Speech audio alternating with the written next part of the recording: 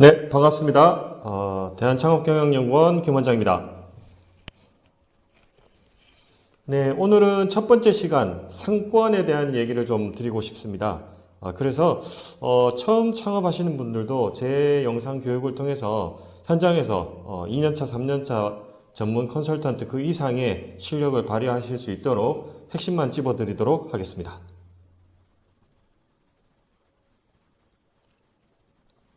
자, 프랜차이즈 상권 분석에 대한 얘기입니다.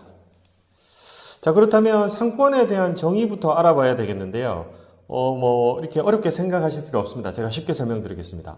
자, 일단 상권의 정의를 말씀을 드리면, 네, 상업행위가 이루어지는 권역이다.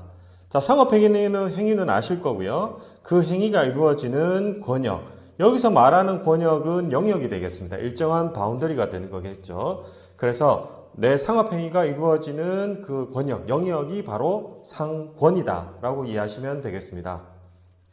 자, 그럼 다음은 상권 분석에 대해서 알아보겠는데요. 앞에 상권에 대한 개념을 이해하셨으면 네, 그렇게 어렵지 않습니다. 자, 쉽게 한번 보도록 하겠습니다. 자, 상권 분석을 정의해 보면 첫 번째, 일단 선택 업종이 있어야 됩니다.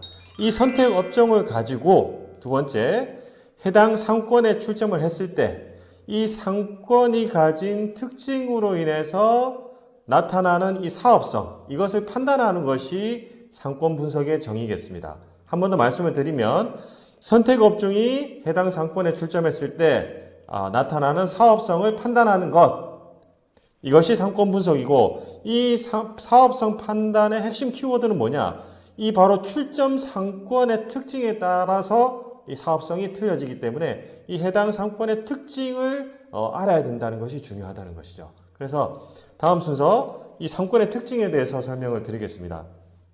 자, 보시다시피 홍어 삼합이 있는데요. 자, 이 세 개 중에 하나가 빠져도 뭐가 아쉽죠. 자, 그래서 이 상권의 특징에도 홍어 삼합과 같은 삼형제가 있습니다. 첫 번째가요, 바로 배우지입니다. 자, 해당 상권의 그 뒷 배경으로 무엇을 가지고 있느냐에 따라서 이 배우지가 결정이 되고요. 두 번째는 업종입니다. 이 상권 안에 얼마나 많은 업종들이 유기적 관계를 가지고 있느냐. 그 다음에 이 배우지와 업종 간의 거리가 어떠느냐에 따라서 이 상권의 특징이 결정지어지고 이 상권의 특징이 결국 사업성을 판단하게 만든다는 것이죠. 자, 그러면 배우지, 거리, 업종을 모아서 각 상권별로 핵심적인 사항만 집어드리도록 하겠습니다. 자, 첫 번째 배우지 특성이 되겠습니다. 자, 여기서 말하는 배우지 특성, 그 중에서도 아파트 주택이 있는 경우는 자, 주택 상권이 되겠습니다. 자, 여기서 참고하실 점은요, 모든 상권, 일반 독립 매장이 아니라 프랜차이즈를 창업하시는 모든 그 상권은, 그 업종의 상권은 B급 이상이 되어야 된다는 것이죠. 자, 그러면 아파트 주택을 배우지로 두고 있는 전형적인 상권, 이걸 주택지 상권이라고 하는데, 자, 그러면 B급 상권은 무엇이냐? 이 주택지 상권에서는 첫 번째, 이 1차 반경을 500m로 두고 있는데요. 이 500m 바운더리, 반경 500m 안에 아파트가 최소 5,000세대는 있어야 됩니다. 자, 그러면 아파트만 있는 경우도 있겠지만 신도시 같은 경우요. 이런 경우는 아파트가 대부분이지만 기존 상권은 아파트랑 주택이 혼합되어 있는 그런 경우도 많이 있죠. 자, 그럴 때는 아파트 5,000세대 기준을 어떻게 적용하느냐? 일단은 주택 세대수에 나누기 1을 하시고요. 거기에 아파트 세대수를 합쳐서 5,000세대 이상이면 된다라는 것이죠.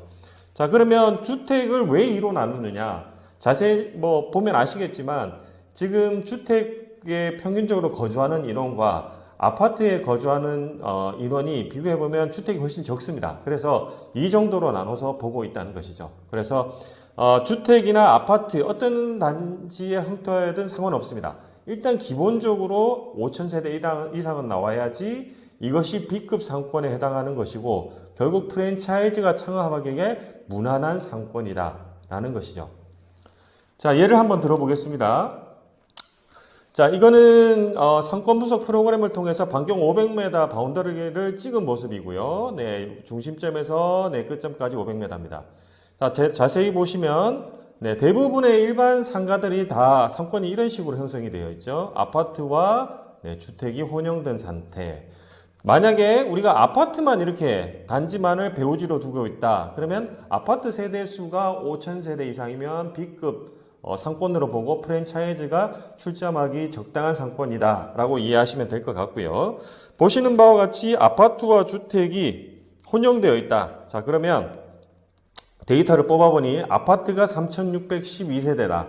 그 다음에 주택이 4,113세대라고 가정했을 때 실제로 이 상권이 이렇게 나옵니다. 계산은 어떻게 하느냐? 전체는 7,725세대이지만 주택을 앞서 말씀드렸듯이 나누기 2로 하라 했습니다.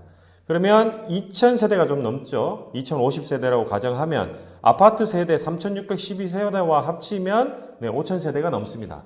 그렇기 때문에 이 상권은 기본적으로 프랜차이즈가 출점해도 무난한 상권이다라고 판단을 하게 되는 것이죠.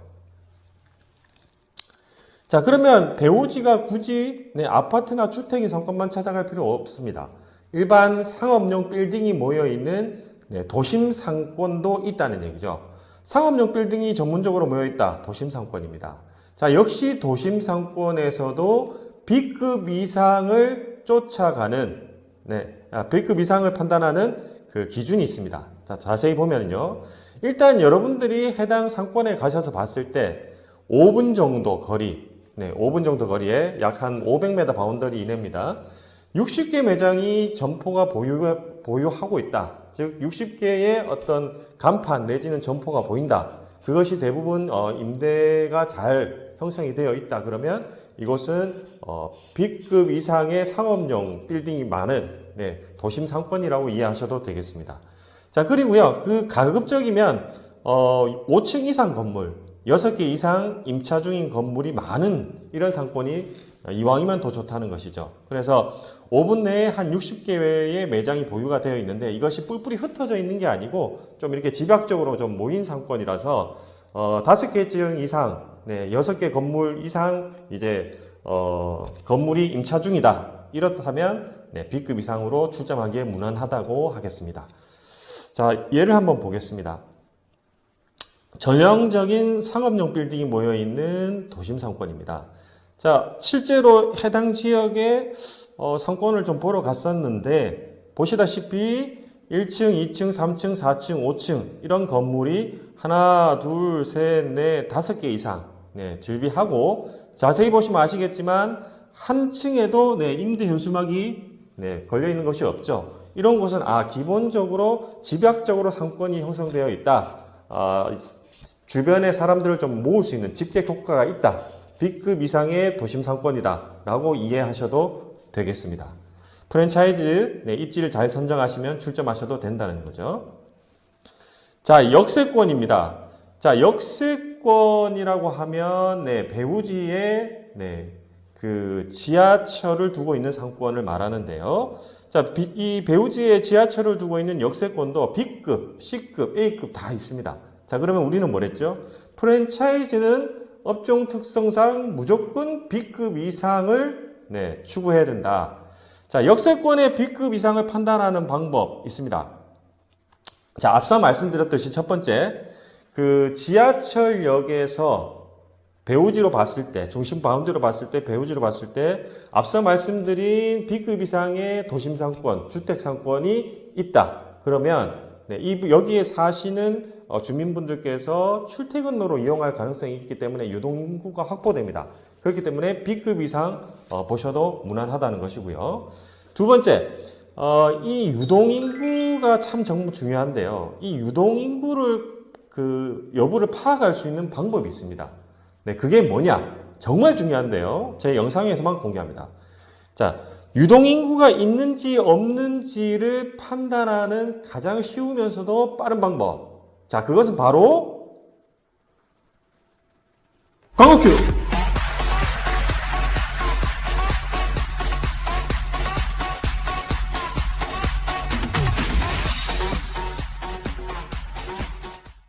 자, 그것은 바로 노점사항입니다. 자, 여러분, 노점사항을 보면 유동인구 유무를 파악하는 데 아주 많은 도움이 됩니다. 왜냐? 노점상은 유동인구를 따라다닌다는 것이죠. 그래서 자, 같은 역세권인데 자, 상황에 따라서 유동인구가 빠를 수도 있고 느릴 수도 있고 있을 수도 있고 없을 수도 있습니다. 자, 유동인구가 느리면서 유동인구가 있는 곳 바로 노점상이 따라다닙니다. 이 노점상이 있는 역세권이다. B급 이상 역세권으로 보셔도 된다는 겁니다. 자, 그리고 자, 나머지 하나. 자, 역세권. 여기서 딱 축으로 올라왔을 때 그 주변에 프랜차이즈가 3개 이상 있다. 네, 그러면 바로 B급 이상으로 보셔도 크게 무리는 없다는 것입니다. 자, 이게 바로 B급 역세권 상권입니다. 사진을 한번 보여드릴게요. 자, 서울에 계시는 분들 둔촌역 전통시장인 둔촌역 아시죠? 네, 여기 뭐 잘 다녀봐서 아실 건데요. 전형적인 A급 역세권입니다. 자세히 보시면 자, 이 둔촌동역에서 자, 오른쪽으로 보면 대단지 아파트가 있습니다. 기본 뭐 한 2,000세대 내외는 2,000세대에서 3,000세대 이상은 충분히 나올 것 같고요. 자, 바로 배우지로 자, 보시면 상업용 빌딩 바로 뒤에 아파트, 호텔, 아파트, 단독주택들이 형성이 되어 있죠. 이 정도면 기본 만세대 이상의 A급 역세권 상권이라고 이해하셔도 전혀 문제가 없다는 것입니다. 그리고 대부분 주택에서 그리고 아파트에서 네, 유동인구로 집계 효과가 있다는 것이죠. 자연히 상권이 형성이 되고 유동인구가 늘어서 네, 그 B급 이상의 어떤 상권으로서의 힘을 가진다라고 이해하셔도 되겠습니다. 자, 오피스 빌딩입니다. 자, 오피스 빌딩 가산 디지털 장지 뭐 이쪽에 가시면 대부분 뭐 상업용 빌딩보다는 대부분 오피스가 즐비하죠. 자, 그러면 일반 상업용 그 빌딩과 오피스 빌딩을 구분하는 방법은 무엇이냐? 상업용 빌딩은 각 층마다 간판이 다릅니다. 자, 오피스 빌딩은 어떻죠? 건물 한 개 통으로 그냥 예, 간판이 한 개죠. 슬로건이 딱 한 개입니다. 아, 이거는 이렇게 보시면 아, 이거는 도심 상권 내에 어떤 그 상업용 빌딩이다. 아, 이거는 오피스 상권 내의 어떤 오피스 빌딩이다. 판단을 하시는 거죠. 자, 그래서 이 오피스 빌딩의 B급 이상을 판단하는 기준은 다음과 같습니다. 첫 번째, 일단 10층 내외의 빌딩 6개 이상을 보유한 상권이어야 됩니다. 10층 내외의 빌딩 6개 이상.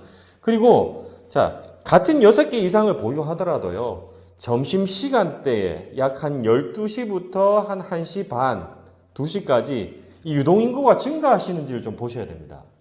자, 경우에 따라서 이 오피스 단지가 식당 내에 그 기업 내에 식당을 이제 구내 식당을 두고 있는 경우가 있는데요. 이런 경우는 밖으로 나오질 않습니다. 요즘 직장인들은 빨리 밥을 먹고 자기 여가 생활을 조금이라도 즐기려고 하기 때문에 일단 오피스 빌딩 단지라도 그 안에 구내 식당이 대부분 안에 들어가 있다.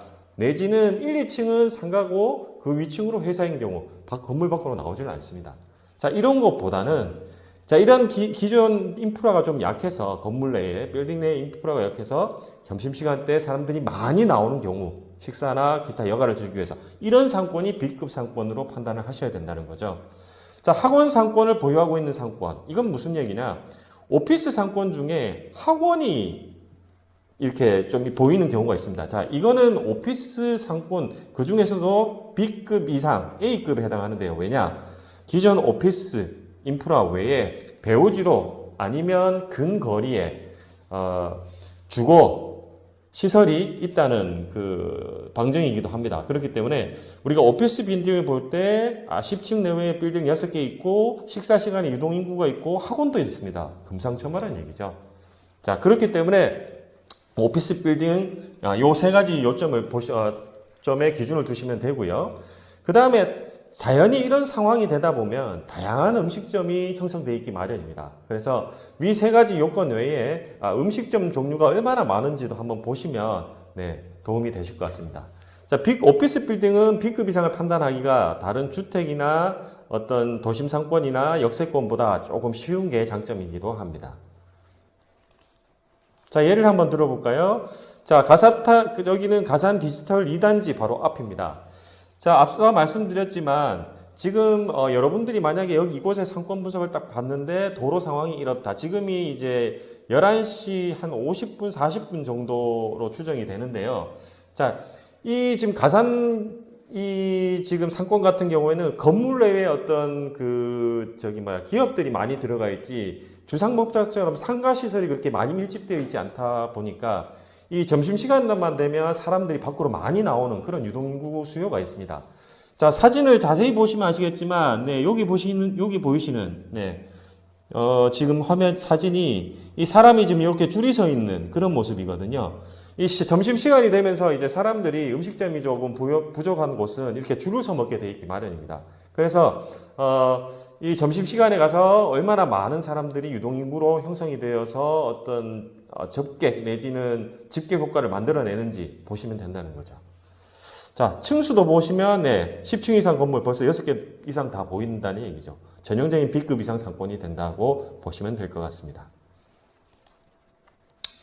자, 배우지 특성, 마지막으로, 네, 대학 상권, 네, 있습니다. 이 배우지를 대학으로 두고 있는 경우죠. 자, 그런데 대학도 규모에 따라서, 또 위치에 따라서 그 상권의 크기가 천차만별이죠. 그래서 C급, B급, A급 모두 다 있습니다. 자, 그렇다면 이 B급 이상의 대학 상권은 어떤 배우지 특성을 가지고 있느냐? 일단은 이 대학 맞은편 도로, 그러니까 정문 맞은편으로 보시면 될 것 같습니다. 자, 정문을 내가 맞은편으로 딱 봤을 때 대부분 대학은 상가와 대학 정문 간에 도로를 두고 있죠. 그래서 대학 정문 바로 앞에서 이제 도로를 건너서 봤을 때 업종이 최소 30개 이상은 네, 전면에 포진을 하고 있어야 유동인구를 어느 정도 만들어내는 B급 상권에 해당한다고 말을 할 수가 있습니다.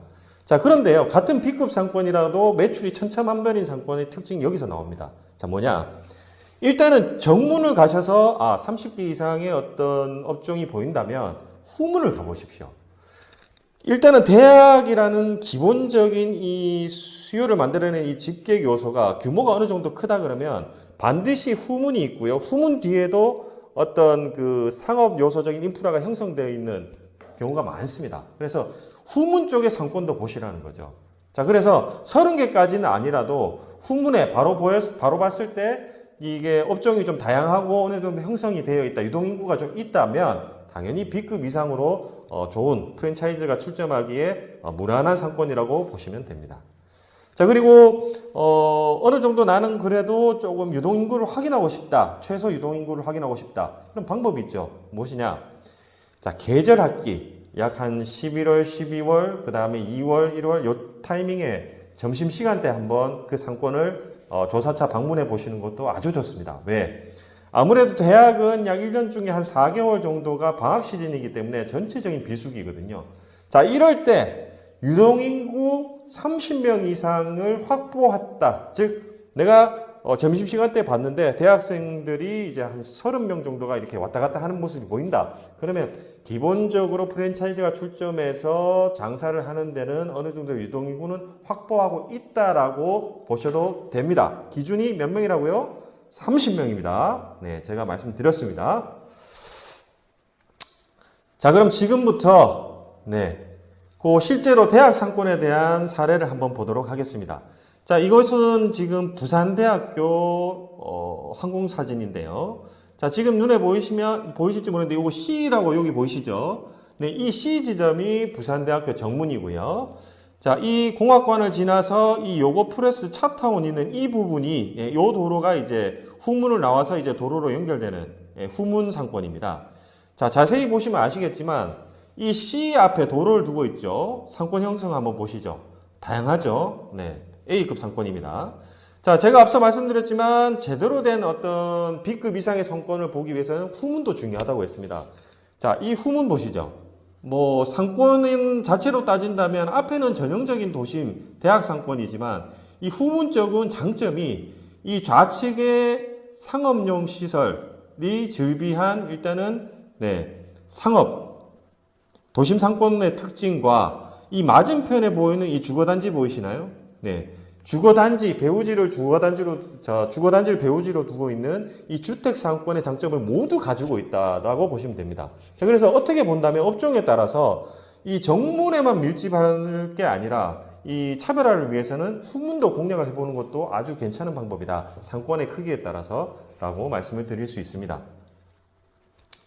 자, 그럼 지금부터 앞서 말씀드렸듯이 이 현장에 가서 정말 창업 컨설턴트 2년차, 3년차들 정도의 수준에 맞먹는 네, 요소들이 있습니다. 정말 B급 이상의 요소들, 징후들이 있다는 거죠. 자, 이걸 리스트로 지급을 하겠습니다.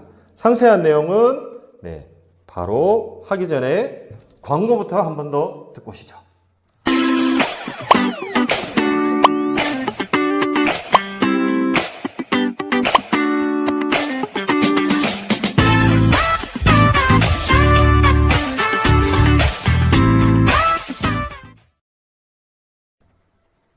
네. 자, 수고하셨습니다. 앞서 말씀드렸듯이 2, 3년차 프랜차이즈 창업 컨설턴트 그 이상의 실력을 나도 가질 수 있다는 겁니다. 제가 드리는 리스트. 왜냐면 제가 그러한 친구들을 교육을 하고 실제로 데리고 다니면서 네, 실습도 시켜봤기 때문에 그 자료를 여러분들한테도 공개하겠습니다. 보시죠. 자, 프랜차이즈 하기 좋은 상권 현장 체크리스트. 자, 이걸 여기까지 끝까지 보신 분들은 정말 네, 행운나라고 말씀을 드리겠습니다. 자, 지금부터 설명을 드리겠습니다. 첫 번째, 최소 60개 이상 매장의 밀집 상권이 좋다. 자, 5분 동안 쭉 둘러보시고요. 60개 이상의 간판이 보인다. 자, 이런 것들이 크게 분산된 게 아니고 좀 밀집되어 있다. 프랜차이즈 출점하기에 문제 없습니다. 자, 두 번째, 네, 최소 몇 년? 5년에서 6년, 저는 보수적이라 해서 6년 정도 봅니다. 자, 6년 이상의 묵은 상권을 봐라. 이 얘기는 뭐냐?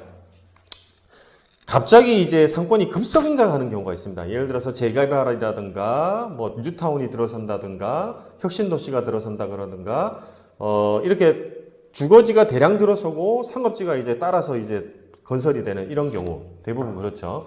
자, 이런 경우에는 어떤 현상이 나타나냐? 처음에 상가가 지어지기도 전에 땅을 파기도 전에 버블이 생깁니다. 네. 오늘 가격이 다르고 내일 가격이 다르죠. 이 배우지 특성, 이 아파트 대단지가 들어온다는 이유로. 자, 그걸 믿고 투자했다가 아파트가 2, 3년 뒤에 지어지고 상가도 거기에 맞게 속도로 지어지죠. 그런데 어떻습니까? 유동인구가 있느냐? 거의 없습니다. 왜? 입주가 100% 안 되기 때문이죠. 네. 그래서 이 아파트를 배우지로, 대단지를 배우지로 두고 있는 이 상권 같은 경우에는 최소 입주에서 네, 그것이 안정화되기까지 최소 5년에서 6년 정도는 시간이 걸린다라는 것입니다. 그래서 신도시든 어떤 경우도 괜찮습니다. 최소 그 상권이 생겨난 지 6년 이상은 조금 지난 상권에 한번 투자를 하시거나 세심하게 포커싱을 두시는 것이 신규 상권보다 훨씬 유리하다는 거죠. 자, 평일 낮 유동인구 20명 이상 확보했으면 B급 이상으로 봐도 됩니다. 자, 여러분 주변에 상권 좀 아시죠? 한번 지금 나가보십시오, 낮에. 보통 20명, 30명 돌아다니는 유동인구를 보기가 쉽지가 않습니다. 네. 전혀 못 보는 경우도 있습니다. 이런 경우는 완전히 C급으로 보시면 되겠죠.